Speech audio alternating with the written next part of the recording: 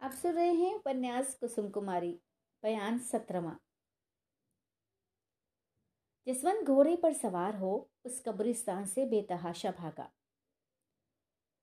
जब तक वह अपने खेमे में नहीं पहुंचा उसके हवास दुरुस्त नहीं हुए।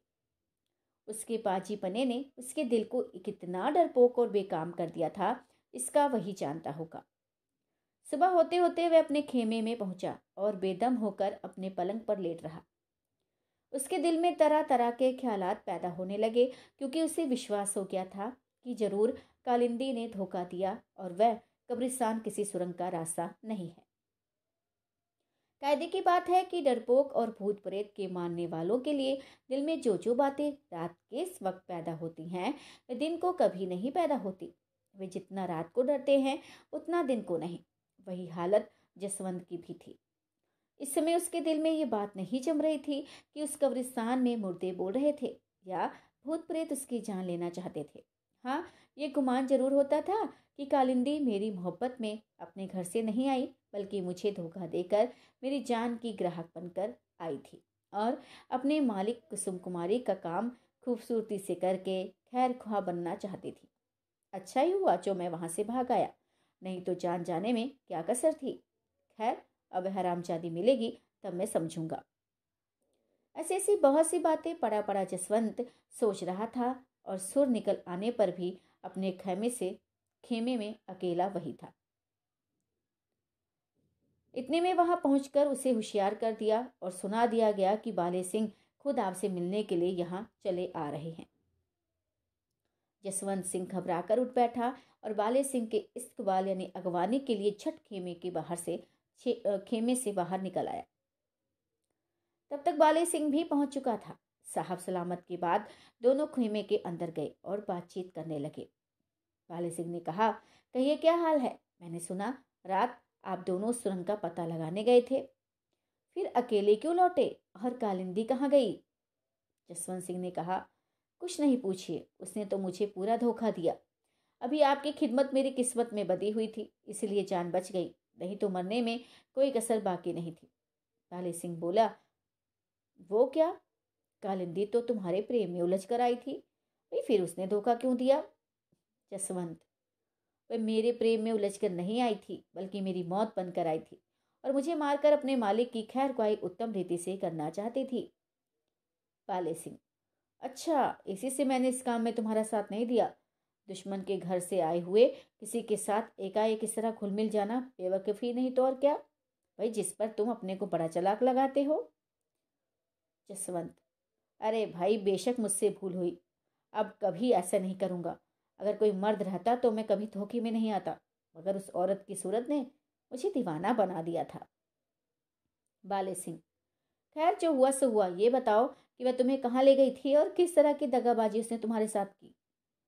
जसवंत ने कालिंदी के साथ अपने जाने का हाल पूरा पूरा बाले सिंह को कह सुनाया, जिसे सुन बाले सिंह देर तक सोचता रहा। फिर भी वह किसी तरह यह निश्चय न कर सका कि कालिंदी धोखा ही देने के लिए आई थी या सच्चे प्रेम ने उसकी मान मर्यादा का मुंह काला किया था। आखिर उसने जसवंत से कहा, इस बारे में मेरा दिल अभी किसी तरफ गवाही नहीं देता। ना तो मुझे कालिंदी के झूठे होने का यकीन है और ना यही कह सकता हूँ कि वह सच्ची थी। खैर जो हो, आज तुम मुझे उस कब्रिस्तान में ले चलो, देखें मैं क्या तमाशा करता हूँ। डरो मत, मैं बहुत से आदमी अपने साथ लेकर चलूंगा। थोड़ी देर तक और बातचीत करने के बाद बाले सिंह वहां से उठा और जसवंत को साथ लेकर अपने खेमे में चला गया। आप सुन रहे हैं उपन्यास कुसुम कुमारी। बयान 18वां। शाम का वक्त है। ठंडी ठंडी हवा चल रही है। महारानी कुसुम कुमारी के महल के पीछे वाला नजरबाग खूब रौनक पर है। खिले हुए फूलों की खुशबू और हवा, छोटा सा संगमरमर का खूबसूरत चबूतरा है जिस पर महारानी कुसुम कुमारी, रणबीर सिंह और बीर सेन बैठे धीरे धीरे कुछ बातें कर रहे हैं। इनकी बातों को सुनने वाला कोई चौथा आदमी यहाँ मौजूद नहीं है। महारानी की लौंडियां कुछ दूर पर फैली हुई जरूर नजर आ रही हैं। रणबीर कह रहे हैं, भाई उस समय मेरे हंसी के मारे मेरा पेट फटा जाता था। ये वीरसेन भी ना बड़ा मस्खरा है। कुसुम, हाँ, एक तो वह कब्रिस्तान बड़ा ही भयानक है, दूसरे रात के सन्नाटे में इस तरह भूत प्रेत बनकर आप लोगों ने उन्हें डराया। ऐसी हालत में अपने को संभालना जरूर मुश्किल काम है। वीरसेन, और दीवान साहब मुझ पर बड़ा बिगड़े, कहने लगे तुम लोगों ने जसवंत को छोड़ा तो छोड़ा, मगर कालिंदी को क्यों नहीं उठा लाई? भाई मैं अपने हाथ से उसका सिर काट कर अपनी प्रतिज्ञा पूरी करता। रणबीर, कालिंदी पर विशेष क्रोध के कारण उन्होंने ऐसा कहा होगा। ऐसा नहीं है कि दीवान साहब हम लोगों की इस कार्रवाई से नाखुश हैं और इस बात को ना समझ गए हों कि हम लोगों ने उस कब्रिस्तान में जसवंत और कालिंदी को सिर्फ डराकर ही छोड़ देने में क्या फायदा विचारा था। कुसुम, अरे भाई बेशक समझ गए होंगे, वे बड़े ही चतुर आदमी हैं। वीरसेन, इसमें तो कोई शक नहीं। कुसुम, हाँ, जसवंत और कालिंदी में अब कभी नहीं बन सकती और कालिंदी अपने किए पर जरूर पछता रही होगी। रणबीर, खैर इन बातों को जाने दो कुसुम, मैं एक दूसरी बात पूछता हूँ, सच सच कहना, देखो झूठ नहीं बोलना। कुसुम, मैं आपसे झूठ कदापि नहीं बोलूंगी, इसे आप निश्चय जानिए। रणबीर, देखो मेरे साथ तुम्हारा इस तरह का बर्ताव करना क्या तुम्हारे सरदारों और कारिंदों को बुरा नहीं लगता होगा? वे ये नहीं कहते होंगे कि कुसुम बड़ी निर्लज है? कुसुम, भाई किसी को बुरा ना मालूम होता होगा। हाँ, उन लोगों के बारे में मैं कुछ नहीं कह सकती जो नए मुलाजिम हैं। रणबीर, मैं कैसे विश्वास करूं? वीरसेन, देखिए रणबीर जी, इसमें आप शक ना कीजिए। इतना तो मैं भी कह सकता हूँ कि हमारे यहाँ जितने पुराने मुलाजिम हैं और एक छिपे हुए भेद को जानते हैं, वे आप दोनों को कभी बुरा नहीं कर सकते, बल्कि वे लोग बड़े ही खुश होंगे। रणबीर, भेद कैसा? कुसुम, भैया देखो अभी मौका नहीं है। कुसुम की बात सुन वीरसेन चुप हो गया, मगर रणबीर सिंह अपनी बात का जवाब ना पाने और कुसुम के मना करने से चौंक पड़े और सोचने लगे कि वह कौन सा भेद है भाई जिसके बारे में वीरसेन ने इशारा किया, मगर कुसुम के टोकने से चुप हो रहा, उसे खोल ना सका। रणबीर सिंह, कुसुम देखो, खैर तुम ही कहो वह क्या भेद है। कुसुम, कुछ भी नहीं, इसने यूं ही कह दिया। रणबीर, भाई बेशक कोई भेद है जो तुम छुपाती हो। खैर जब मैं तुम्हारे यहाँ के भेदों को नहीं जान सकता तो इतनी खातिरदारी भी व्यर्थ है और मुझे किसी तरह की उम्मीद तुमसे रखना मुनासिब नहीं। इतना कहकर रणबीर सिंह चुप हो रहे और उनके चेहरे पर उदासी छा गई, जिसे देख कुसुम कुमारी का जी बेचैन हो गया और वह वीरसेन का मुंह ताकने लगी। वीरसेन ने कहा, बहन अगर हम लोग आज ही इस भेद को खोल दें तो किसी तरह का नुकसान नहीं, आखिर कभी ना कभी तो ये भेद खुलेगा ही, फिर इतना दिल दुखाने की क्या जरूरत है। कुसुम, खैर जो मुनासिब समझो, मुझे ये मंजूर नहीं कि ये किसी तरह उदास रहें। वीरसेन, देखिए रणबीर जी, आप ये न समझिए कि हम लोग कोई भेद आपसे छिपाते हैं या छिपाएंगे, बल्कि जिस भेद के बारे में आप पूछ रहे हैं वह ऐसा नहीं कहेंगे और बिना किसी के समझाए आप समझ जाएंगे। रणबीर, तुम भी क्या मसखरापन करते हो, बिना समझाए मैं समझ जाऊंगा, वो कैसे? वीरसेन, जी हाँ ऐसा ही है। कुसुम, खैर तब बहुत कहने सुनने की कोई जरूरत नहीं, इस बखेड़े को भी तय ही कर डालना चाहिए। वीरसेन, अच्छा तो सुनो। लो लो वीरसेन, तुम जाओ वहां रोशनी का इंतजाम कराओ तो हम लोग चलें। अच्छा मैं जाता हूँ, बहुत जल्द लौटूंगा, कहकर वीर सिंह वहां से उठे और महल की तरफ चले गए। भेद जानने के लिए रणवीर की तबीयत घबरा रही थी। इन लोगों की अनोखी बातचीत ने उनकी उत्कंठा और भी बढ़ाती थी, यहाँ तक कि थोड़ी देर के लिए भी सब्र न कर सके और वीरसेन के जाने के बाद अधीर हो कुसुम कुमारी का हाथ पकड़कर पूछने लगे, भला कुछ तो बताओ कि क्या मामला है, सुनने के लिए जी बेचैन हो रहा है। कुसुम, अब क्या घबरा रहे हैं, दम भर में सब मालूम ही होना चाहता है, वीरसेन आ लें तो चल के जो कुछ है दिखा देते हैं। रणबीर, जब तक वीरसेन आए तब तक कुछ बातचीत तो होनी चाहिए। कुसुम, तो क्या एक यही बातचीत रह गई है? लाचार वीरसेन के आने तक रणबीर सिंह को सब्र करना ही पड़ा। जब वीरसेन लौट आए तो दोनों से बोले, चलिए, सब तैयारी हो चुकी। इतना सुनते ही रणबीर सिंह झट से उठ खड़े हुए और हाथ थाम कुसुम कुमारी को उठाए। तीनों आदमी महल की तरफ रवाना हुए और बहुत जल्द उस कमरे में पहुंचे जो खास कुसुम कुमारी के बैठने का था। वही लौंडियां हटा दी गई और किवाड़ बंद कर दिए गए। जिस जगह कुसुम कुमारी के बैठने की गद्दी बिछी हुई थी, उसी जगह तकिए के पीछे दीवार में एक दरवाजा बना हुआ था। वीर सिंह ने उसका ताला खोला। तीनों एक लंबे चौड़े सजे हुए कमरे में पहुंचे, जिसमें दीवार गिरों में मोमबत्तियां जल रही थी और दिन की तरह उजाला हो रहा था। चारों तरफ दीवारों पर नजर डालते ही रणबीर सिंह चौंके और एकदम बोल उठे, वाह वाह, ये क्या तिलिस्म है।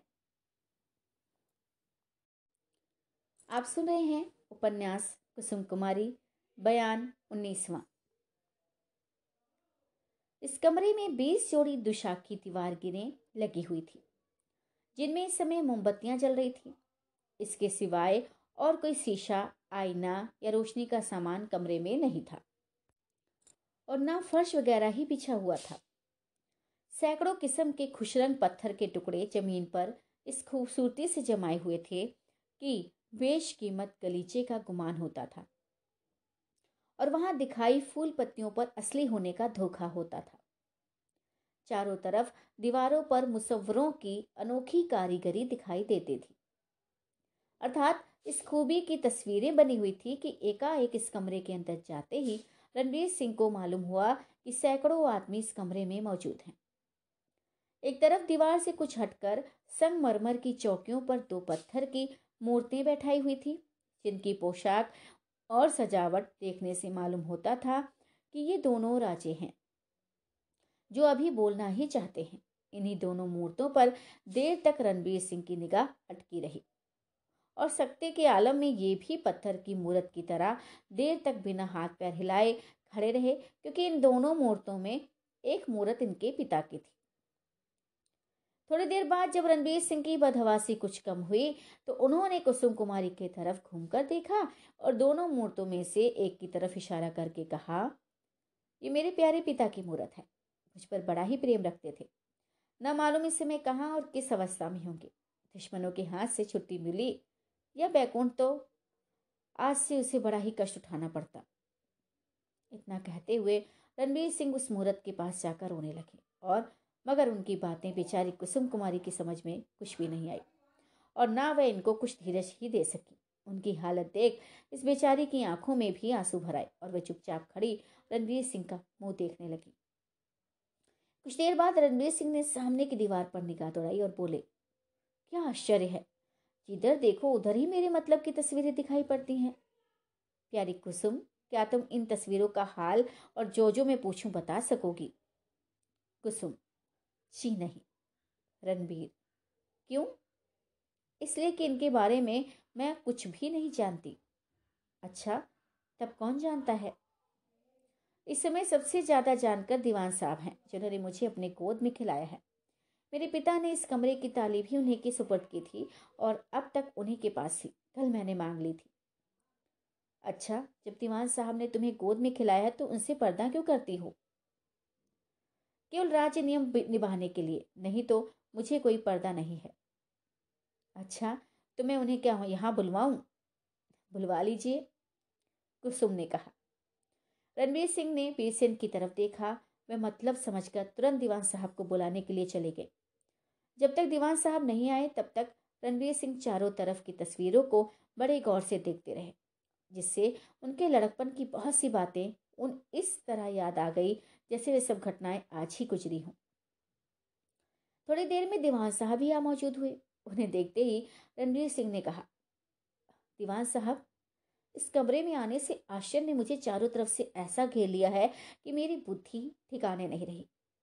लड़कपन से होश संभालने तक की बातें मुझे इस तरह याद आ रही हैं जैसे कि मेरे सामने एक ही दिन में किसी दूसरे पर बीती हो। अब मेरी हैरानी और परेशानी सिवाय आपके कोई नहीं मिटा सकता। दीवान साहब, ठीक है, इन तस्वीरों का हाल यहाँ मुझसे ज्यादा कोई दूसरा नहीं जानता, क्योंकि ये सब मेरे सामने बल्कि मेरी मुस्तैदी में बनवाई गई हैं और इसकी ताले भी बहुत दिनों तक बतौर मलकियत के मेरे ही अमानत रही हैं। रणबीर, तो आप मेहरबानी करके इन तस्वीरों का हाल ठीक ठीक मुझसे कहें। दीवान, बहुत खूब। कुसुम कुमारी, आप भी मेरी बातों को गौर से सुने, क्योंकि इनका जानना जितना जरूरी रणवीर सिंह के लिए है उतना ही आपके लिए भी। कुसुम, बेशक ऐसा ही है, और उनसे ज्यादा सुनने की चाह मुझे है कि इसके पहले मैं एक दफे और भी इस कमरे में आ चुकी हूँ, और तभी से हैरानी मेरा आंचल पकड़े हुए है। दीवान, अच्छा रणवीर सिंह, तो इन तस्वीरों का हाल आप अलग अलग मुझसे पूछेंगे या मैं खुद कह चलूं? रणवीर, भाई उत्तम तो यही होगा कि आप कहते जाएं और मैं सुनता जाऊं। दीवान, बहुत अच्छा, ऐसा ही होगा। तो वीर सेन, तुम भी ध्यान देकर सुनो। वीर सेन, जरूर सुनूंगा जी। दीवान साहब ने हाथ के इशारे से बता बता कर यूं कहना शुरू किया। तो पहले इन दो बड़ी मूर्तों पर ध्यान दीजिए, जिनमें से एक को आप बखूबी जानते हैं, क्योंकि वह आपके पिता इंद्रनाथ की मूर्त है, और मूर्त जिसकी है उसे भी आप कई दफा देख चुके हैं। वह कुसुम कुमारी के पिता कुबेर सिंह की मूर्त है। भाई ये दोनों आपस में लड़कपन ही से सच्चे और दिली दोस्त थे। मगर मैं इन दोनों का किस्सा पीछे कहूंगा। पहले चारों तरफ दीवारों पर खींची हुई तस्वीरों का हाल कहता हूँ, बल्कि इसके भी पहले ये कह देना मुनासिब समझता हूँ कि ये दोनों मूर्तें दोनों दोस्तों ने अपनी जिंदगी ही में आपकी शादी कुसुम कुमारी के साथ कर दी थी। बल्कि यहाँ के सैकड़ों आदमी जानते हैं। आप भी अपनी शादी का हाल भूले नहीं होंगे, मगर आप ख्याल करते होंगे कि आपकी शादी किसी दूसरी लड़की से हुई थी, क्योंकि कुसुम की सूरत किसी कारण से आपको दिखाई नहीं गई थी। रणबीर, हाँ ठीक है, मैं इस दूसरी मूर्त को भी पहचानता हूँ। मेरे पिता से मिलने के लिए अक्सर आया करते थे और मुझ पर बहुत ही प्रेम रखते थे। हाँ, उस समय मेरी अवस्था केवल 7 वर्ष की थी। तो भी मुझे शादी का दिन बखूबी याद है। बाकी भूली हुई बातों की देखिए, वह दीवार पर खिंची तस्वीरें याद दिलाती हैं। दीवार के पास जाकर और एक तस्वीर पर उंगली रखकर उन्होंने कहना शुरू किया। देखिए, दुश्मनों के हाथ से सताए हुए मेरे पिता इसी मकान में मुझे लेकर रहते थे। इस मकान के आगे ये छोटा सा बाग है, जिसमें मैं दुष्ट जसवंत के साथ खेला करता था। अब भाई, उस नालायक की तस्वीर भी ये देखिए मौजूद है। दीवान, जी हाँ, और आगे ये देखिए, आपकी ब्याह के समय की तस्वीरें हैं। दोनों दोस्त ये पेड़ के नीचे बैठे हैं। पंडित जी आपकी शादी करा रहे हैं। घूंघट से मुंह छिपाए ये आपके बगल में कुसुम कुमारी बैठी हुई हैं। और ये देखिए, आपके पिता के पीछे सिपाहियाना ठाट से एक आदमी खड़ा है। आप पहचानते हैं? रणबीर, इसे तो मैं नहीं पहचानता। दीवान, याद नहीं होगा, क्योंकि बचपन में इसे आपने 2 ही 1 दफे देखा है। तमाम फसाद इसी दुष्ट का मचाया हुआ है, इसी की बदौलत आपके पिता। रणबीर, हाँ हाँ कहिए, मेरे पिता क्या? आप रुक क्यों गए? दीवान, ये हाल पीछे कहेंगे, पहले इधर देखिए। रणबीर, नहीं, पहले मेरे पिता का हाल कह लीजिए। दीवान, इसके लिए आपको जिद नहीं करना चाहिए, पहले जो मैं कहता हूं उसे सुनिए। रणबीर, खैर जैसा मुनासिब समझिए। दीवान, इधर आइए, पहले इस तरह की तस्वीरों से शुरू कीजिए। वीर सेन एकाएक रोक कर बोला, अरे सुनिए तो, ये शोरगुल की आवाज कैसी आ पड़ी? वीर सिंह के टोकने से कुसुम कुमारी, दीवान साहब और रणवीर सिंह भी चौंक पड़े और कान लगाकर सुनने लगे। वह रात से ज्यादा जा चुकी थी। तीनों आदमी दीवान साहब की बातें सुनने और तस्वीरों के देखने में ऐसे मगन हो रहे थे कि तन और बदन की सुध भुला बैठे थे। मगर इस शोरगुल की आवाज से उन लोगों को दीवान साहब की बातों और तस्वीरों का आनंद नहीं लेने दिया। लाचार चारों आदमी कमरे के बाहर निकल आए और उस तरफ देखने लगे जिधर से मार मार की आवाज आ रही थी। 5-7 लौंडियां बदहवास रोती हुई और चिल्लाती हुई वहां पहुंची, जहां से चारों इस बात का पता लगाने के लिए खड़े थे कि शोरगुल की आवाज कहां से और क्यों आ रही है।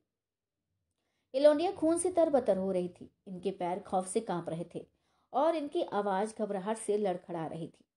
दीवान, ये कैसा हंगामा मचा हुआ है? तुम लोगों की ऐसी दशा क्यों हो रही है? लौंडी, हमारे बहुत से दुश्मन हाथ में नंगी तलवारें लिए महल में आ पहुंचे हैं। ना मालूम कहां से और किस राह से आए हैं। ये कह कह कर लौंडी गुलामों को मार रहे हैं कि यही कुसुम है, यही रणवीर है। कई लौंडी और गुलामों की लाशें इधर उधर पड़ी तड़प रही हैं और हम लोगों की ये दशा हो गई। ये सुनकर दीवान साहब सोच में पड़ गए। रणवीर सिंह को बहादुरी का जोश चढ़ा है। वीर सिंह का बदन गुस्से के मारे कांपने लगा और बेचारी कुसुम कुमारी रणवीर सिंह को खाली हाथ देख अफसोस करने लगी। इस समय केवल वीरसेन की कमर से एक तलवार लटक रही थी, जिसे रणवीर सिंह ने फुर्ती से निकाल लिया और उस तरफ बढ़े जिधर से घबराई हुई लौंडियां आई थी। रणवीर सिंह को इस तरह जाते देख वीरसेन ने और दीवान साहब खाली ही हाथ उनके पीछे दौड़े, मगर दूर जाने की नौबत नहीं आई, क्योंकि दुश्मनों का झुंड धूम और फसाद मचाता हुआ उसी जगह पहुंचा जहां ये लोग थे। उन लोगों ने चारों तरफ से इनको घेर लिया। बेचारे खाली हाथ दीवान साहब एक ही हाथ तलवार का खाकर जमीन पर गिर पड़े।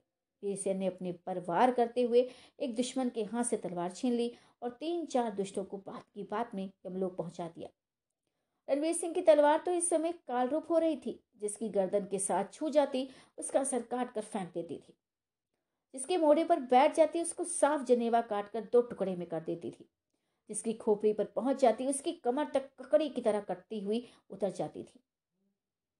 रणवीर सिंह और वीरसेन के बदन पर भी छोटे छोटे कई जख्म लगे, मगर इनकी बेतरह काटने वाली तलवारों ने थोड़ी ही देर में दुश्मनों को परेशान कर दिया और विश्वास दिला दिया कि जो थोड़ी देर भी वहां ठहरेगा, बेशक अपनी जान से हाथ धो बैठेगा।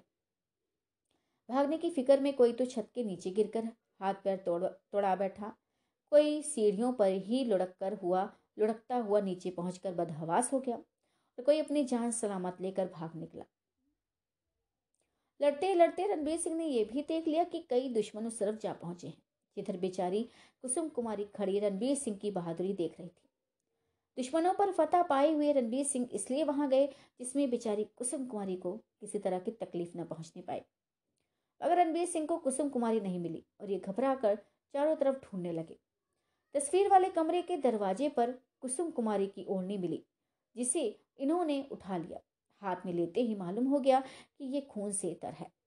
रणवीर सिंह समझ गए कि दुश्मनों के हाथ से बेचारी कुसुम भी जख्मी हुई है। थोड़ी देर में लोगों के ये कहने से कि तमाम महल में ढूंढ डाला, मगर महारानी का पता नहीं लगा। रणवीर सिंह को विश्वास हो गया कि ये दुश्मनों के कब्जे में आ गई। इस कम में उनका दिमाग चक्कर खाने लगा और वे बदहवास होकर जमीन पर गिर पड़ी। वीरसेन ने बेहोश रणवीर सिंह को उसी तरह छोड़ दिया। चारों तरफ कुसुम की खोज में दौड़ती हुई बदहोश और रोती लौंडियों की तरफ कुछ भी ध्यान नहीं दिया और तुरंत महल से बाहर निकलकर एक तरफ को रवाना हुए। आप सुन रहे हैं उपन्यास कुसुम कुमारी, बयान 20वां।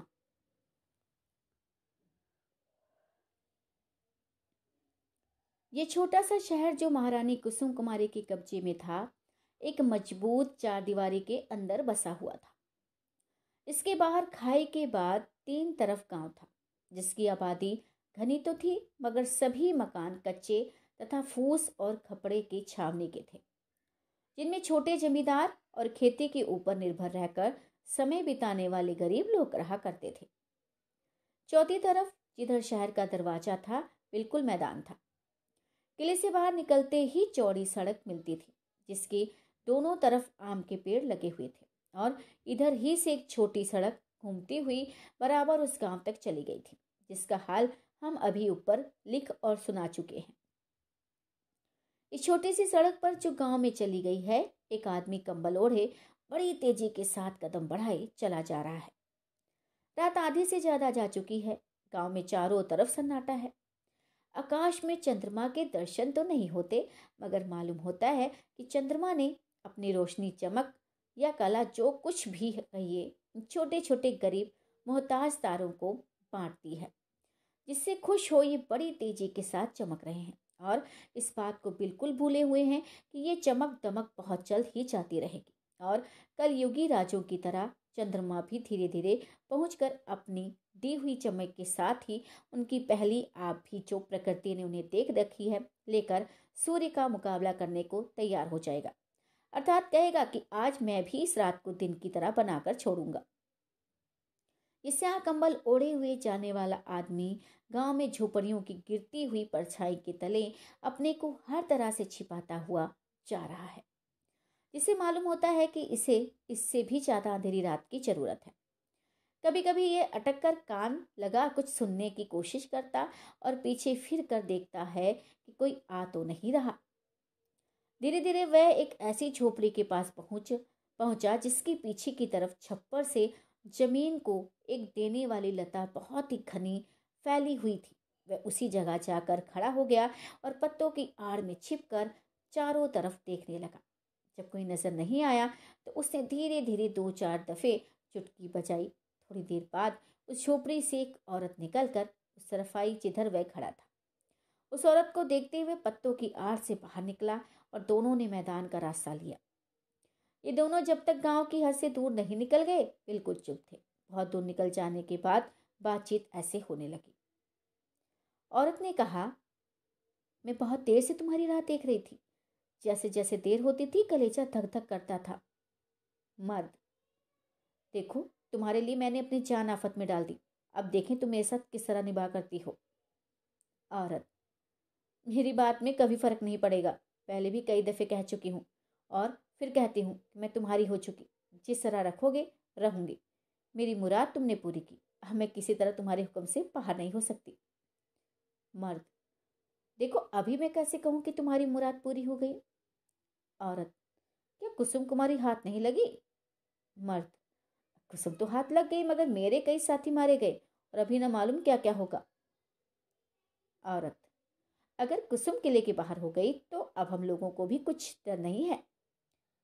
मर्द, कुसुम को तो हमारा एक दोस्त लेकर दूर निकल गया मगर फिर भी हम अपने को तब तक बचा हुआ नहीं समझ सकते जब तक ये न सुन लें कि चंचल सिंह पर कोई आफत नहीं आई। देखो उसी पेड़ के नीचे वे दोनों घोड़े मौजूद हैं जिन पर सवार होकर हम और तुम भागेंगे और जहां तक जल्द हो सकेगा पटना पहुंचकर अपनी जान बचाएंगे। मगर देखो कालिंदी, अब पटना पहुंचकर कुसुम को अपने हाथ से मारकर अपनी प्रतिज्ञा जल्द पूरी कर लो। जब तक वह जीती रहेगी हम लोग निश्चिंत नहीं हो सकते। कालिंदी, घर पहुंचते ही मैं अपनी प्रतिज्ञा पूरी करूंगी। अब तो श्रोतागण समझ ही गए होंगे कि ये औरत कालिंदी है और ये बिल्कुल बखेड़ा इसी का मचाया हुआ है। मगर ये मर्द कौन है इसका हल आगे मालूम होगा। जब तक ये दोनों उस पीपल के नीचे पहुंचकर घोड़ों पर सवार हों तब तक आइए हम लोग वीरसेन की खबर लें और मालूम करें कि बेहोश रणबीर सिंह और जख्मी दीवान साहब को उसी तरह छोड़कर वे कहाँ गए या किस काम में उलझे। शहर के पिछली तरफ शहर से बाहर निकल जाने के लिए छोटा सा दरवाजा था जो चोर दरवाजे के नाम से मशहूर था। इस दरवाजे के बाहर निकलते ही जल से भरी हुई खाई मिलती थी और समय पर काम देने के लिए छोटी सी किश्ती भी बराबर इस जगह रहा करती थी। इस छोटे मगर मजबूत दरवाजे की चौकसी 20 सिपाहियों के साथ चंचल सिंह नामी एक राजपूत करता था। वीरसिंह ने यह सोचकर कि महारानी को ले जाने वाले दुश्मनों को किले से बाहर हो जाने का सुविधा इस चोर दरवाजे के और कोई नहीं हो सकता, सीधे इसी तरफ का रास्ता लिया। वही रास्ते ही में वीरसेन का मकान भी था। ये फौज के सेनापति थे इसलिए इनका मकान आलीशान था और उसके चारों तरफ सैकड़ों फौजी सिपाही रहा करते थे। मगर इस समय इन्होंने अपने मकान की तरफ कुछ ध्यान नहीं दिया और सीधे चोर दरवाजे की तरफ बढ़ते चले गए। अपने मकान से कुछ ही आगे बढ़े थे कि सामने से एक आदमी आता हुआ दिखाई पड़ा जो इनको अपनी तरफ लपकता आता देखकर सहम कर अपने को छिपाने की नीयत से एक मकान की आड़ में हो गया। अब भाई वीरसेन ने तो उसे देख ही लिया था। उसे दीवार की आड़ में हो जाते देख इनको शक पैदा हुआ और इन्होंने उसके पास पहुंचकर ललकारा। वीरसेन को पहचानते ही डर के मारे उसकी अजीब हालत हो गई। थर थर कांपने लगा और कुछ बोल नहीं सका। उसके पास एक गठरी थी जिसे उसी जगह फेंक कर भागा मगर वीरसेन के हाथ से बचकर नहीं जा सका। इन्होंने लपक कर उसे पकड़ लिया और गठरी समेत अपने मकान की तरफ लौटे तथा फाटक पर पहुंचकर खड़े हो गए जहां कई सिपाही नंगी तलवार लिए पहरा दे रहे थे और कई भीतर की तरफ पहरा बदलने के लिए तैयार हो रहे थे। वीरसेन ने उस चोर को एक सिपाही के हवाले किया और दूसरे को गठरी खोल कर देखने को हुक्म दिया। सिपाही ने चौंक कर कहा, हुजूर इसमें तो जड़ाऊ गहने हैं। वीरसेन, हैं जड़ाऊ गहने? सिपाही, जी हाँ। वीरसेन, इधर तो लाओ देखें। फाटक पर रोशनी बखूबी हो रही थी। वीरसेन ने उन गहनों को देखते ही पहचान लिया कि ये कालिंदी के हैं। इसके बाद उस चोर पर गौर किया तो मालूम हुआ कि ये उन सिपाहियों में से है जो चोर फाटक के पहरेदार चंचल सिंह के मातहत है। बहुत थोड़ी देर खड़े रहकर वीरसेन कुछ सोचते रहे। इसके बाद गठरी और चोर को हिफाजत से रखने के लिए ताकीद कर 10 सिपाहियों को अपने साथ लेकर चोर फाटक की तरफ रवाना हुए और अपने पहरे वालों से कहते गए कि बहुत जल्द और 20 सिपाहियों को चोर फाटक पर भेजो। बीरसिंह ने चोर फाटक पहुंचकर 10-12 सिपाहियों को बैठे और चंचल सिंह को टहलते पाया। ललकार कर पूछा, क्यों जी चंचल सिंह, क्या हो रहा है? चंचल, जी जी कुछ नहीं, देखिए पहरे पर मुस्तैद हूं। बीरसिंह, अच्छा, तुम्हारे मातहत के सिपाही कहाँ हैं? चंचल, जी इसी जगह तो हैं, 2-4 कहीं इधर उधर गए होंगे। बीरसिंह, अच्छा इधर आओ, तुमसे कुछ बात करना है। इस तरह एकाएक बीरसिंह को पहुंचते देख चंचल सिंह घबरा गया और ठीक तरह से बातचीत नहीं कर सका। बीरसिंह ने थोड़ी देर तक उसे बातों में लगाया। तब तक वे 20 सिपाही भी वहां पहुंच गए जिन्हें जल्द भेजने के लिए वे कह आए थे। उन सिपाहियों के पहुंचते ही बीरसिंह ने हुक्म दिया कि चंचल सिंह और उसके मातहती के सब सिपाहियों की मुश्कें बांध लो और हमारे घर ले जाकर खूब हिफाजत से रखो। इसके बाद अपने 10 सिपाहियों को कई बातें समझाकर चोर फाटक के पहरे पर तैनात किया और दरवाजा खोलकर बाहर निकले। उस छोटी किश्ती पर पहुंचे जो जरूरत पर काम देने के लिए खाई के किनारे बंधी हुई थी। डांड उठाकर देखा तो गीला पाया। कुछ ऊंची आवाज में बोले, बेशक वही हुआ जो मैं सोचता हूं। एक सिपाही को अपने पास बुला लिया और डोंगी खेकर पार उतरने के बाद उस डोंगी को फिर अपने ठिकाने ले जाकर बांध देने का हुक्म दिया। बीरसिंह सीधे मैदान की तरफ कदम बढ़ाए चले गए और घंटे भर बाद उस पीपल के पेड़ के पास पहुंचे जिसके नीचे कसे कसाए 2 घोड़े बंधे थे और एक साइस खड़ा था। श्रोतागण समझ ही गए होंगे कि इसी पीपल के पेड़ के नीचे एक मर्द को साथ लिए कलिंदी पहुंचने वाली थी, बल्कि ये कहना चाहिए कि इन्हीं घोड़ों पर सवार हुए दोनों भागने वाले थे। देखिए, अपने साथी मर्द का हाथ थामे वह कलिंदी भी आ रही है। बीरसिंह पहले ही पहुंच चुके हैं, देखें क्या करते हैं।